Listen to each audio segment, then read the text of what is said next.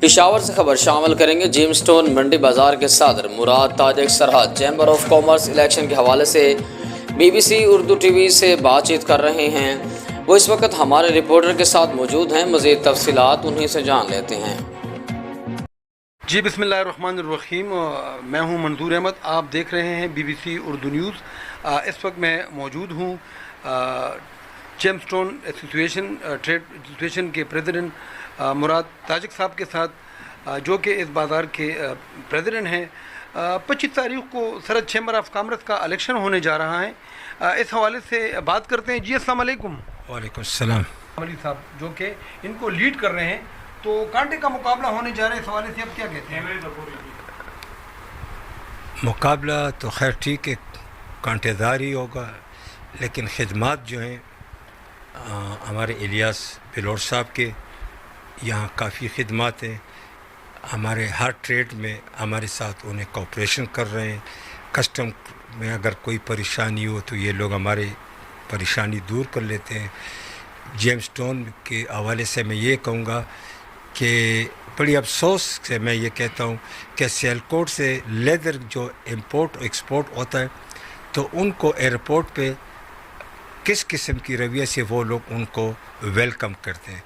ہمارے پاس کروڑوں روپے ڈالر کا ہم حکومت پاکستان کو زیر مبادلہ لاتے ہیں، لیکن ایئرپورٹ میں ہمارے ساتھ جو بدسلوکیاں ہوتی ہیں وہ سب لوگوں کو معلوم۔ یہ کہاں سے آیا تو میں پتہ نہیں کہاں سے آیا۔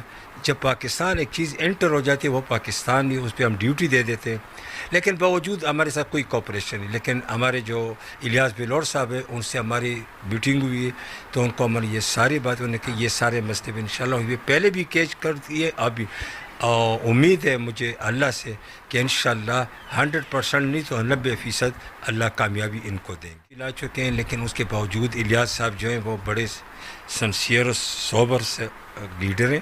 انشاءاللہ وہ ان چیزوں پہ غور کریں گے، کیونکہ پشاور صوبہ سرحد فرنٹیئر میں پاکستان کے سطح سے ٹیکس و بجلی کا بل یہ ہمارے لیے ایک موت کا سما ہے۔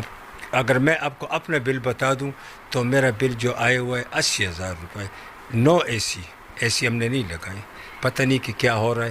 اللہ ہمارے ملک میں رحم کریں، ہمارے لیڈر صاحبانوں کو بھی اللہ نیکی کا ہدایت کرے، اس لیے کہ یہاں کے حالات غریب آدمی تو ٹماٹر بھی بیچ سکتے ہیں، اور ایک کلاس کے لوگ تو وہ تو بنگلوں میں رہ کر اپنا گزارا کر، میڈیم جتنے بھی ہیں درمیانے لوگ وہ برباد ہو گئے۔ مال جو تھا وہ پشاور سٹی سے ان کا تعلق تھا، یہاں بھی پشاور سٹی سے تعلق ہے دکانداروں سے، لیکن چیمبر میں جو اوٹ ہیں، جو ہمارے امپورٹ ایکسپورٹرز کے اوٹ ہیں، وہ انشاءاللہ وہ ہمیں لیڈ دے گا۔